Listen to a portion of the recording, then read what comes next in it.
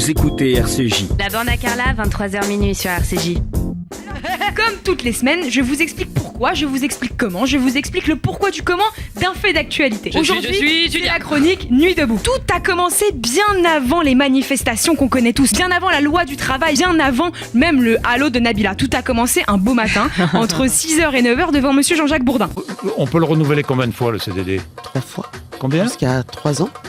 Non mais combien? Un CDD, combien? Un CDI peut être un CDD peut être requalifié un CDI. Il peut être renouvelé combien de fois, le CDD? Il peut être renouvelé plusieurs fois. Combien de fois? Je ne pourrais pas vous le dire. Parce que vous ne le savez pas. Vous ne le savez pas. Bon, t'as mal relu tes fiches. Malaise, Myriam, malaise. Parce que dans une France en pleine désillusion, c'est pas vraiment le moment de chier sur les ouvriers de se payer de la sorte, tu vois. Donc je comprends que tu ne sais pas trop ce que c'est que de travailler, toi, depuis longtemps, puisque bon, les chauffeurs, les restos gratuits, les logements de fonction, les 10 000 boules par mois et tout, ça te facilite pas la tâche non plus, et je comprends. Parce qu'après le Fouquet's le midi, y a quoi? Il y a l'apéro, les gars, bien sûr. Bref, d'où vient le mouvement Nuit debout? Le mouvement Nuit debout vient d'un regroupement en février dernier organisé par un mec qui s'appelle François Ruffin. C'est un réalisateur qui a fait un documentaire qui s'appelle Merci Patron, un film sur Bernard Arnault et sa façon de diriger LVMH. Donc autant vous dire que plus à gauche, on tombe carrément dans le ravin, si tu veux. S'ensuit de ce truc le mouvement Nuit debout, qui est un ensemble de manifestations, on l'a tous vu, d'ordre politique, régulière, presque quotidienne, se déroulant sur les places publiques en France d'abord, puis dans différents pays. Donc ça commence le 31 mars dernier 2016 à Paris, place de la République évidemment, après une manifestation contre la loi du travail. Les manifestations donc arrivent par milliers sur les places publiques en France. De là, le mouvement prend de l'ampleur. Paris, Toulouse, Grenoble, Bruxelles, Valence, Madrid, bientôt Jupiter et Mars.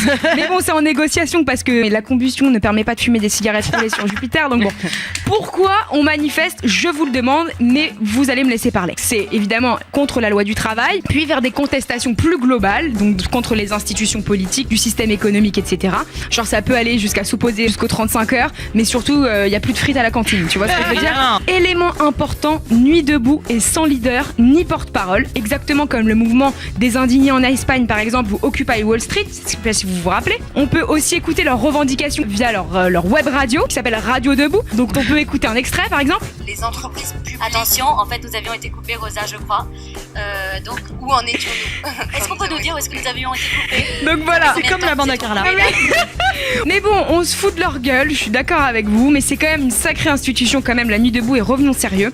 Comme tout mouvement jeune, ils grappillent des membres sur leurs réseaux sociaux, ils sont à près de 130 000 membres sur Facebook, ce qui n'est pas rien. Nous, par exemple, on est à 1000 likes. Nuit debout possède quand même son site internet, nuitdebout.fr, où le slogan c'est « Ne plus perdre sa vie à la gagner ».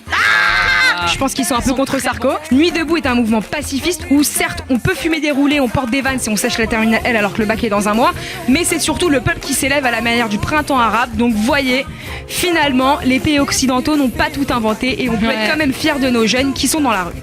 Bravo, alors moi je raconte.